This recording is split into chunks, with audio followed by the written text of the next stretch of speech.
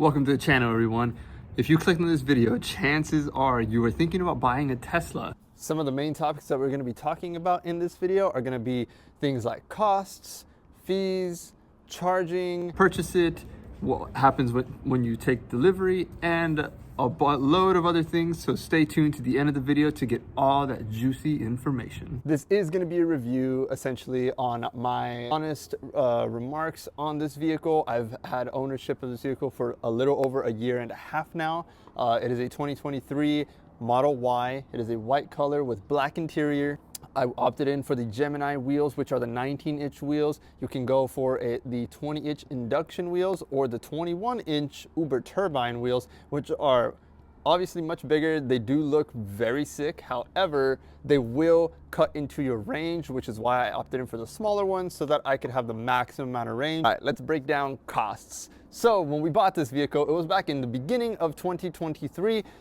We didn't officially buy the vehicle at the time. We actually only put down a $100 non-refundable deposit so that we could lock in the date of delivery, because as a lot of you might know or don't know, these vehicles tend to have a delay in delivery because they are in high demand these days, being one of the top electric vehicles on the market due to their luxurious feel when in driving, or just the fact that they are super comfortable. Also, of course, because they drive themselves, that is a very attractive feature that they have, and so that is something that people look for in a new vehicle these days. And when it came down to the cost, however, at the time the vehicles were about $65,000, and there was about a $12,000 to $13,000 price cut in the beginning of January in 2023. So that's when we made the move to purchase the vehicle.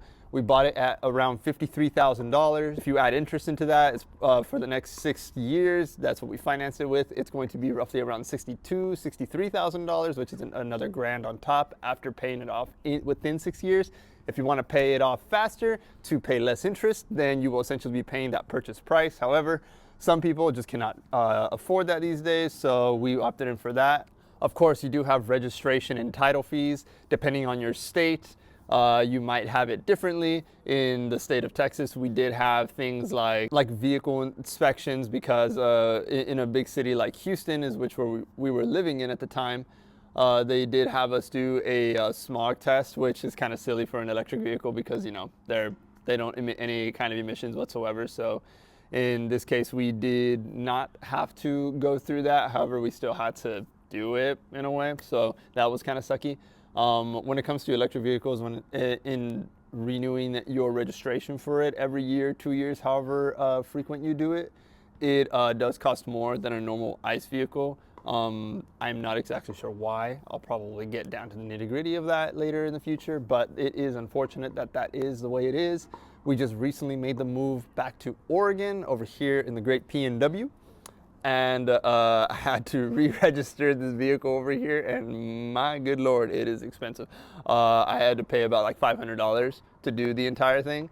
So yeah, it's pretty expensive, and I don't know how much it's going to be to renew it every year, but it's probably going to be right around that number. So be wary that there are these expenses that do go into this. So when it comes down to other costs besides purchase price and that deposit that you put in the very beginning, there are a few other things that people do not take into account when purchasing a vehicle, especially one like a Tesla, is that if your state has state sales taxes, you will be hit with that pretty hard when it comes to buying a Tesla.